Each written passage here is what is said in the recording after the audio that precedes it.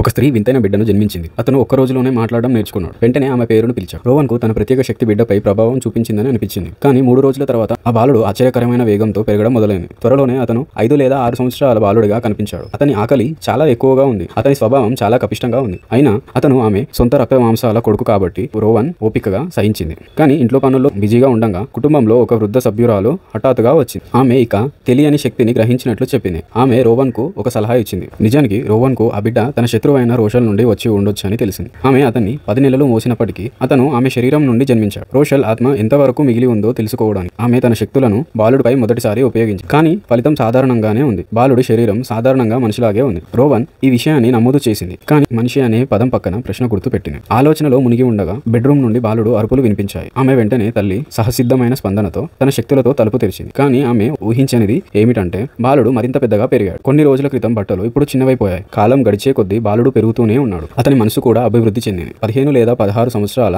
తిరుగుబాటు వయసులో అతను బేస్మెంట్ లో ఒక బొమ్మను కనుగొన్నాడు. రోవన్ దాన్ని చూసి వెంటనే భయపడింది. ఎందుకంటే ఆ బొమ్మలో ఒకప్పుడు రోషల్ దేహం ఉండేది. ఆమె బొమ్మను తీసుకోవడానికి ప్రయత్నించింది. కానీ బాలుడు ఆమెను హఠాత్తుగా తోసేశాడు. భయాందోళనలో రోవన్ అనుకోకుండా తన శక్తులను ఉపయోగించింది. తాను తప్పు చేశానని ఆమె త్వరగా గ్రహించింది. కానీ తొందరగా ప్రవర్తించే బిడ్డను ఎలా నియంత్రించాలో ఆమెకు అనుభవం లేదు. కానీ ఆమె అతన్ని తాత్కాలికంగా వృద్ధుల సంరక్షణకు అప్పగించింది. ఆ తర్వాత ఆమె తన పని చేసి ఆసుపత్రికి వెళ్లి బాలుడు రక్తం ఉన్న గాజు సామాగ్రిని పరీక్షించింది. అందులో ఏమైనా వింత విషయాలు ఉన్నాయో తెలుసుకోవాలనుకుంది. పరీక్ష ఫలితాల కోసం వేచి ఉండగా ఒక గదిలో ఉన్న చిన్న పాప ఆమె దృష్టిని ఆకర్షించింది. ఆ పాపకు మరణాంతక వ్యాధి ఉన్న విషయం ఆమెకు తెలుసు. కానీ ఆ పాప తన తల్లి ఏడవకూడదని ఆలోచించేంత ఆలోచన పరురాలు. ఇది ఆమె తిరుగుబాటు కొడుకుతో పూర్తి వ్యతిరేకం. క్షణకాలం ఆమెకు సానుభూతి కలిగింది. ఆమె తన శక్తులను ఉపయోగించి ఆ చిన్న పాప మరణాంతక వ్యాధిని నయం చేసింది. కానీ ఆ చికిత్స ఆమెను చాలా హరించింది. రోవన్ కుర్చీలో కూర్చొని నిద్రలోకి జారిపోయింది. ఆ బాలుడు మరింత పెరిగి ఇప్పుడు 17-18 సంవత్సరాల యువకుడిలా అయ్యాడు.